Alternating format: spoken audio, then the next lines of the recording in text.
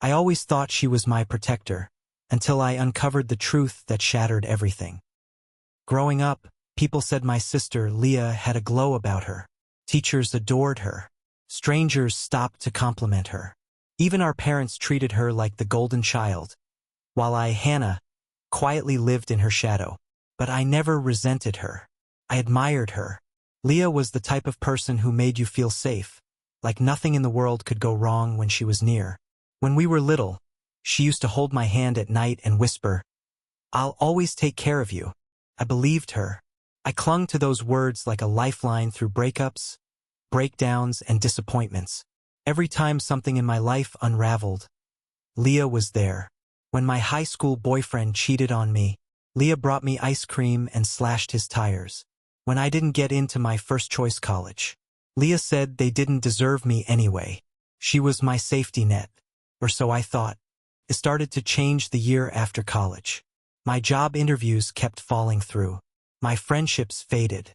Even Megan, my closest friend since middle school, started acting distant. Then came the anonymous rumors at work. Ugly ones. I was being accused of sleeping with a manager, someone I had barely spoken to. My supervisor wouldn't look me in the eye. HR investigated quietly. I was let go a month later. Leah was there again. "You're too good for them, Han," she said, hugging me like I was a broken doll. I cried in her arms. I blamed the world, bad luck, maybe even the patriarchy. But never her. That night, I found a message on my work phone that I'd never noticed before. A voicemail. The voice was muffled, but clear enough. A woman warning my manager about Hannah's history of inappropriate behavior and manipulative tendencies. I sat in the dark, phone pressed to my ear, feeling my mouth go dry. The voice was disguised, but I knew that cadence. I knew that rhythm. It was Leah. I didn't want to believe it. Even as my stomach turned and my hands trembled, I told myself there had to be a mistake. Maybe it was a coincidence. Maybe someone else had a similar voice. Maybe I was going crazy.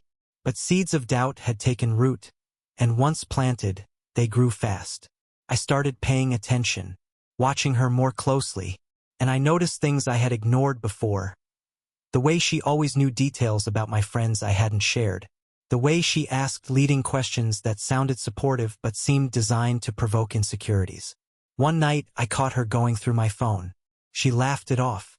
"You left it unlocked, silly. I was just checking if that guy texted you." I let it go, but I started digging. It began with Megan. I asked her out for coffee and tried to apologize for how distant we'd become. She looked confused. Then her face darkened. "You seriously have no idea, do you?" she asked. "About what?" "Leah told me you said I was toxic, that you only kept me around because you pitied me." She showed me texts, Hannah. My blood ran cold. I had never said anything like that. Ever. "Texts? What texts?" "Screenshots," Megan said. "She said you asked her to keep it secret, so it wouldn't ruin your image." I couldn't speak. I just shook my head. And something in Megan's eyes shifted, hesitation. A flicker of doubt. Maybe you should talk to her." I did more than that. I started going through old devices. Leah had borrowed my tablet for a trip last year. I checked the email app. She had logged in with her own account and forgotten to sign out. There were messages she had sent from a burner email, contacting my old bosses, pretending to be concerned colleagues. Each message was a surgical strike, dripping with false concern. Carefully constructed lies. Implanted doubts. I read until the screen blurred with tears. My sister wasn't my savior. She was my saboteur. I started paying attention. Really paying attention. And what I found made my skin crawl. There was a pattern. Every time something good happened in my life, a scholarship, a promotion opportunity, a promising relationship, it collapsed under suspicious circumstances. My college mentor suddenly stopped replying to my emails the week before grad school deadlines. My last boyfriend ghosted me after receiving an anonymous message with screenshots of texts I'd supposedly sent. Texts I never remembered writing. And the job I almost landed at the publishing house? I was told someone had contacted them warning I had a history of unstable behavior. Every time I thought it was just bad luck, a mistake, a misunderstanding, until I found the journal.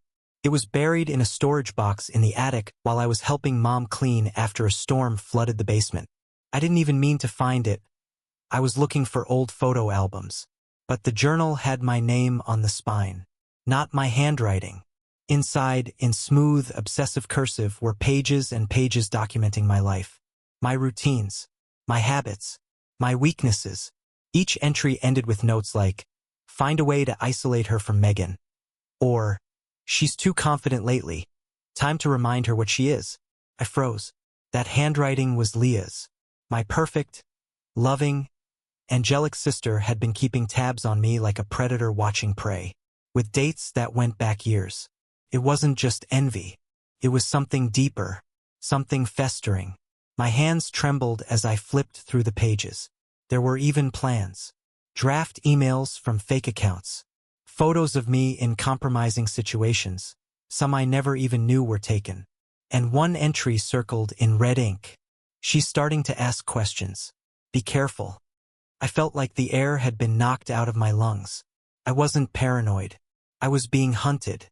By my own sister. I didn't confront her right away. How could I? Every time I looked at Leah, she was the picture of grace. Bringing our mom flowers, organizing dinner for Dad's birthday, texting me with cheerful memes like nothing had ever changed. But that journal sat under my mattress like a ticking bomb.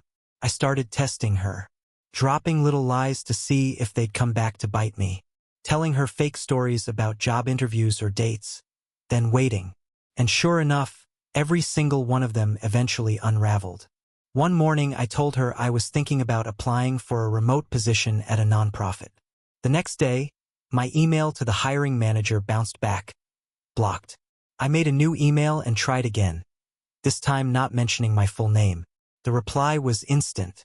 That's when I knew she had access to my inbox, my phone, maybe more.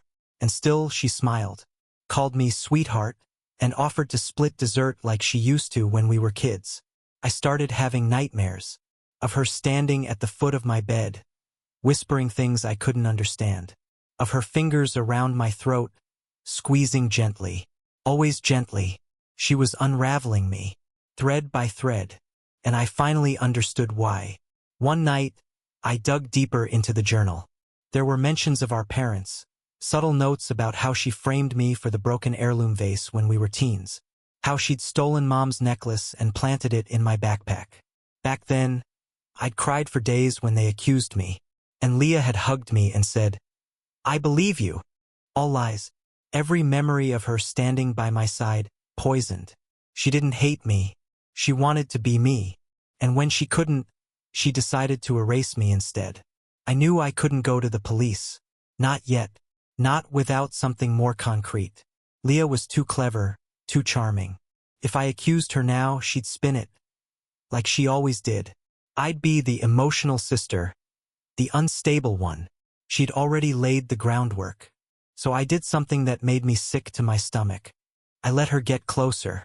I told her I was going through a rough time and needed support. I started texting her more, asking her advice. I played the role of the vulnerable little sister, desperate to reconnect. And she drank it up like honey. She came over often, cooked for me, tidied up my apartment, offered to help me sort things out. It was all an act. I knew that. But sometimes when she laughed, when she sang along to old songs on the radio, I caught glimpses of the sister I remembered. And that hurt more than anything. But I didn't let it distract me. I installed a second phone, hidden, disconnected from my main accounts.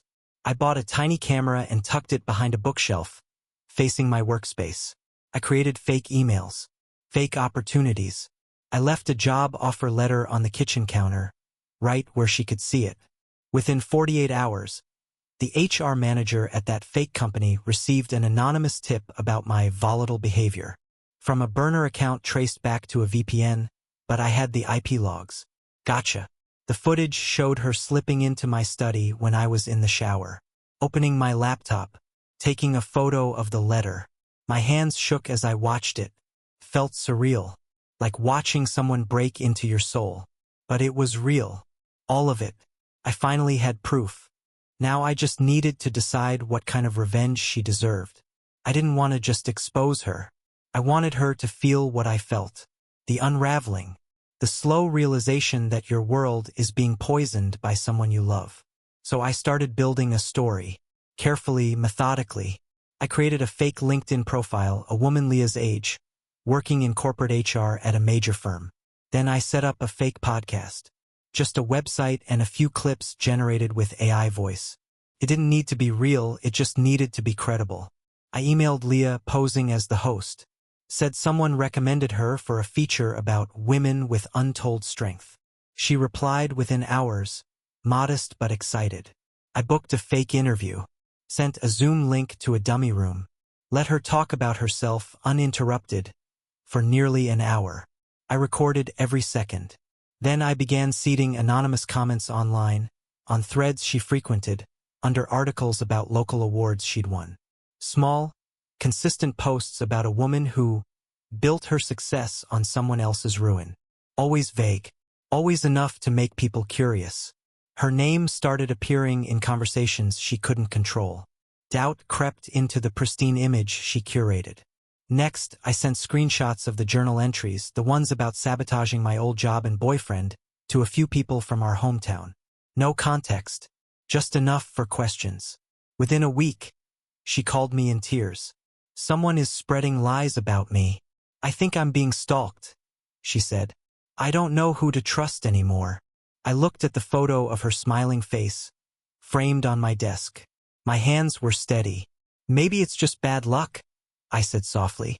You know, sometimes these things just happen. She was unraveling, just like I had, and I was only getting started.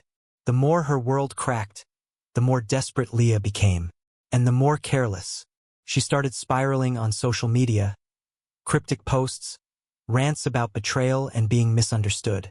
Her friends began backing away. Even our parents noticed. Leah hasn't been herself lately, Mom said one afternoon over coffee. Do you think she's okay? I just smiled. Maybe she's going through something. In the background, the podcast website disappeared. The LinkedIn host profile vanished. Leah couldn't prove anything. She tried confronting the HR woman who supposedly interviewed her, only to find the company didn't exist. Her paranoia bloomed. And then, the final blow. I mailed copies of the journal to 3 key people in her life. Her best friend Ava, her former boss, and her therapist. I made sure they knew where it came from. An anonymous tip from someone concerned for her mental health. She cracked. Her texts turned manic. One night she showed up at my door, eyes wild, hair tangled, waving her phone in my face. You're doing this. I know it's you. I didn't flinch. Doing what, Leah? You sound unstable. She screamed at me, a sound I'll never forget. The neighbors called the cops. She was taken in for a psychiatric evaluation. I watched her through the window of the squad car. She looked like a stranger, not an angel, not a monster, just a woman undone by her own poison. And I finally felt peace. But peace, I learned, is not the same as closure. In the weeks after Leah's breakdown, the silence was almost too perfect. No cryptic texts, no shadowed figures lurking at the edges of my life. I slept. I started writing again. There were mornings when I almost believed I could move on. Almost, because guilt is a quiet thing. It slips into your thoughts when you're brushing your teeth or choosing a cereal box. It whispers. Did she deserve it? Did you go too far? But those whispers were drowned out the day Mom called me, voice tight and fragile. She's coming home next week. They're releasing her. She's been doing better. Better. I stared at the wall for a long time after that call, a mug of tea cooling in my hands. What would she be like now? Defeated? Vengeful? Was it over? I wasn't sure, so I prepared. I scrubbed my devices, set up security systems, changed passwords, emails, accounts, anything she could have touched in her previous life as my shadow. Then I did something I never thought I'd do. I returned to the attic, back to that storm-damaged house where it all began. I told Mom I was just clearing out old boxes, but in truth I needed to know if there was more. More evidence. More secrets. More poison left behind. And I found it. A second journal. Tucked under loose floorboards beneath the insulation. Smaller. Neater. Bound in red leather. And it wasn't just about me. There were pages, detailed, eerie pages about Ava. About co-workers. Exes. Even our parents. Leah had been orchestrating destruction like a symphony for years, playing people like instruments, fine-tuning chaos. I should have felt vindicated. Instead, I felt cold. Because one final page was different. It had no writing, just a Polaroid photo. Of me, asleep, taken recently, in my new apartment. My blood turned to ice. I lived alone. I had changed the locks. I had watched her be taken away. But the photo, it was from after that. She had never stopped. And maybe she never would. I didn't scream when I saw the photo. I didn't cry or panic or call the cops. I just sat there on the attic floor, the insulation scratching my legs through my jeans, staring at that image of myself. Mouth slightly open, hand tucked under my chin, completely unaware. She had been there, in my apartment, while I slept. My heart beat slowly, heavily, like it was dragging itself through water. I flipped the photo over. Nothing on the back. No date. No note. Just blank. But I knew. Leah was free. And she'd never really left. I burned the journal that night. Every page, every word. Gone in a metal trash can behind the building. Felt symbolic, but it didn't give me peace. What would she do now? Would she pretend to be better? Apologize, cry, ask to start over? Or would she escalate? Move from sabotage to something worse? The waiting was the worst part. It made every creak in the walls, every bump in the hallway outside my door, feel like the start of something. I stopped sleeping, stopped writing. My meals became coffee and cold toast. Megan offered to let me stay at her place, but I couldn't bring that into her world. Leah had hurt enough people already. This wasn't over. I needed to end it, completely. So I made a choice. I invited her over. Just for tea. I told Mom over the phone. I think I need closure. Mom cried. She said she was proud of me. Said Leah was excited to see me again. That she was different now. I smiled. I agreed. I hung up the phone. And then I started preparing. I installed a hidden camera, just one, aimed at the living room couch. Audio recorder, too. I knew Leah. She couldn't resist needling. She'd want to feel power again, even if she pretended to be innocent. I wasn't going to hurt her. I just needed proof. Something undeniable. Something to make sure she'd never get close again. When she arrived, she wore yellow. The same bright shade she wore at Dad's funeral. She smiled like nothing had happened. Said the place looked cozy. I've missed you, she said, brushing a strand of hair behind her ear. I handed her tea. Have a seat. We talked. Small things. Weather. Books. Family. The whole time, I watched her eyes scan the room. Always calculating. Always 3 steps ahead. Then she said it. I was never trying to ruin your life. I just didn't want to disappear. I didn't answer. I watched you succeed. She went on, tone breezy. Watched everyone praise you. Love you, see you. And I thought, if I couldn't be you, maybe I could at least control the world around you. There it was. Caught on camera. Her confession. She sipped her tea. You can tell whoever you want. No one will believe you now. They think I'm better. I smiled. I know, I said. That's why I'm not telling them. Her eyes narrowed. I'm showing them. Leah froze. Just for a second. The mask didn't slip. Not completely. But the chill in her eyes gave her away. You're bluffing, she said, setting her teacup down. Fingers coiled tightly around the porcelain. You always were terrible at lying. I didn't respond. I simply stood, crossed to the bookshelf, and pulled down the small ceramic vase tucked in the corner. From inside, I removed a slim USB drive. Black, unmarked, still warm from the hidden recording hub beneath the couch. I don't need to lie, I said. I watched something flicker behind her expression. Rage, maybe, or fear. But it was gone as quickly as it came. You're really going to ruin what's left of this family? She asked softly. You'd rather destroy me than try to forgive me? There was a time that would have worked. A time when guilt had me wrapped around her finger. When I would have folded, convinced that I was the one being cruel. But not anymore.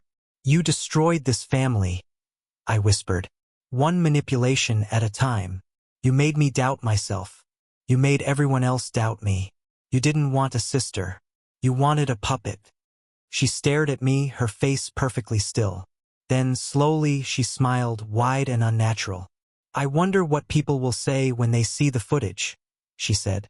That you lured your mentally ill sister into a trap? That you filmed her without consent after all she's been through? I stepped closer. You're right. Some people might say that. But they'll also hear you admit it, in your own voice, that this was never about illness. It was about control. And now you've lost it. Silence stretched, taut, trembling. Then she stood, smoothed her shirt, brushed invisible lint from her sleeves. Well, she said, voice brittle, I suppose we're done here. For good, I replied. She left without another word. And for the first time in my life, I didn't watch her go with fear or longing. Just finality. That night, I backed up the footage in 5 places. One copy to the police, another to a lawyer, the rest just in case. In the weeks that followed, Leah tried. A message here, call there. She even posted online, painting herself as the victim, fishing for sympathy. But the truth had already started to spread. Not because I told everyone, because people already knew deep down. The way co-workers flinched around her. How Ava avoided her eyes at family events. How even Mom, for all her denial, started to ask quieter questions. Leah wasn't a monster in the dark. She was a mirror showing people what they didn't want to see. I moved again, this time to the coast. A smaller place, fewer windows. But I'm not running. I'm rebuilding. I still think of her sometimes. When I catch my reflection in a dark screen. When I hear laughter that sounds like hers. When I wake at 3 a.m. and check the corners of the room just in case. Not because I think she'll come back, but because people like Leah never really leave. They plant seeds in your mind, and you spend a lifetime digging them out. But now, finally, I know how. And if she ever returns, I'll be ready.